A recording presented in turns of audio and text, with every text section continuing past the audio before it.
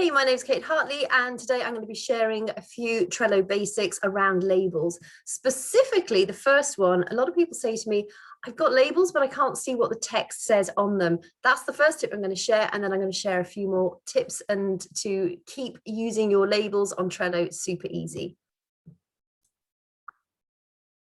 You can see on my Trello board, this is my board for my recipes.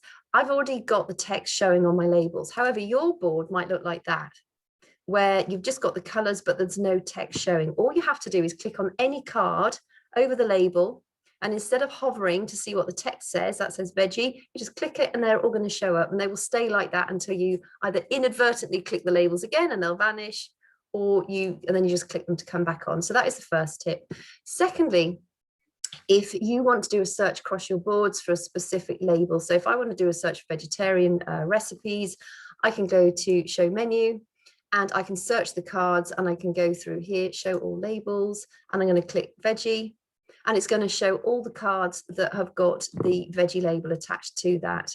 If I wanted to do a search across all my boards, because I've got vegetarian recipes across several of my boards, I can go up to here on the top left of the board, and I can use the hashtag sign, or hashtag symbol, and then I can type in veggie, and that is going to show up every veggie labeled recipe across my boards.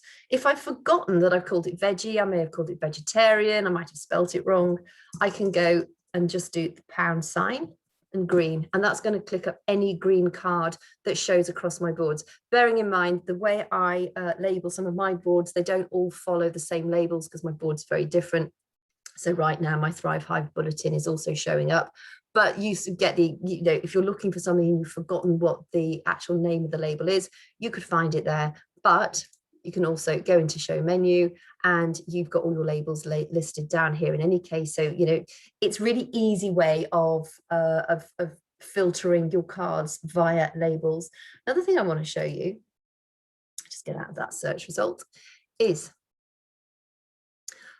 if I, for instance, all I need to do is hover over a card, the card that you want to add another label to. If I wanted to add another label to this, I'd have to go into this, I'd have to click the recipe, and I'd have to go to labels, and I'd have to check one of these labels to add to it. So I could add delicious, and now you can see I've got the delicious and the veggie label.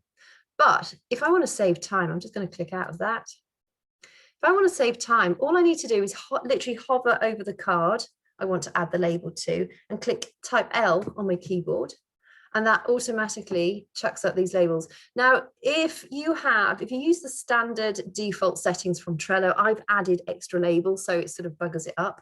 But Trello uses a default system. It gives you 6 color options ranging from green through to amber to red to blue, and they all have a number denoted to them.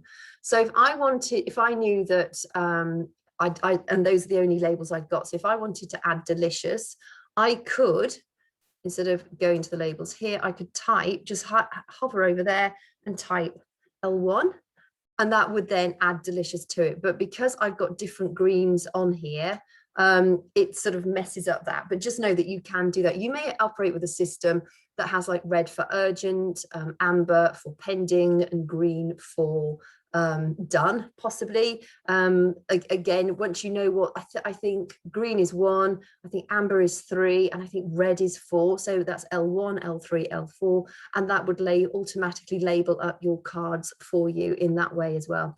Just one thing finally. If you yourself are colorblind, or you work with a colorblind colleague, there is a way that you can also make this colorblind friendly. So I could either go to my profile photo up here at the top right, and I can go down to settings and go down here, and it says enable colorblind friendly mode. I could do it that way, or I'm just going to go back to my boards, go back to my recipe, or I can hover over a card, I can click L. That brings up the labels, and here it also gives me that option for enable color blind friendly mode. If I do that, you'll see that each of these colors get a certain pattern. They're all different patterns. And so it may, oh, actually baking and breads is because it's the same color I've used. So each color has a specific pattern attached to it, but it makes it really easy for you to work with a color blind person, or if you indeed yourself are color blind. So hope that's been helpful for you, and look out for more Trello videos. They range from the Trello basics one, which will sort of help get you started to create a board, right through to the more advanced techniques that I use. I have never paid for Trello. Everything I do for my businesses is done on the Trello free options. I think it is one of the best tools, if not the best tool out there for helping you be more productive and actually making working a joy to do. So I hope that was helpful, and thanks for your time.